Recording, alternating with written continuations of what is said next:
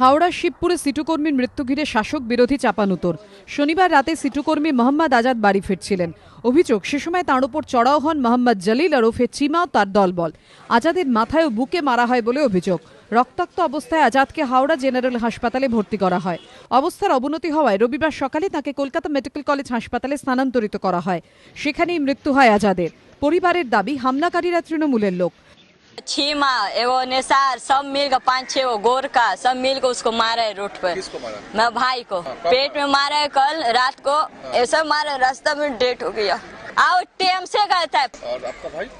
मेरा भाई सीपीए में रहता है सर्विडे में। 3 বছর আগে একটা ঝামেলা হয়েছিল এই দুপক্ষ থেকে। আমরা বসে তারপরে মিটিয়ে দিলাম, আবার দুজনকে জয়েন করলো। মিউচুয়াল হওয়া মানে ছিবাতে তো বারবার চাইছিল যে আবার মিউচুয়াল করব, কিন্তু এই যে আজাদ মারা গেছে সে কোনোদিন মিউচুয়াল করতে যায়নি যে আমি মিউচুয়াল করবো না, আমাদের ঝামেলা আছে, আমি চাকরি যাক, কিন্তু আমি বারে যাচ্ছি, আমাকে মারছে, সেই জন্য আর মিউচুয়াল হয়নি। এইটা ঝামেলা চলছিল। তারপর কালকে এই ঘটনাটা ঘটলো। তৃণমূলের অবশ্য দাবি, অভিযুক্ত মোহাম্মদ জলিল তাদের দলের কেউ নন।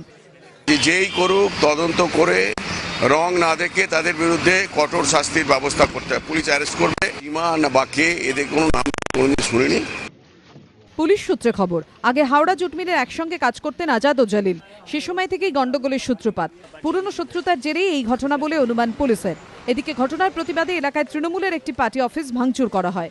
সুনীত হালদারের রিপোর্ট, এবিপি আনন্দ, হাওড়া।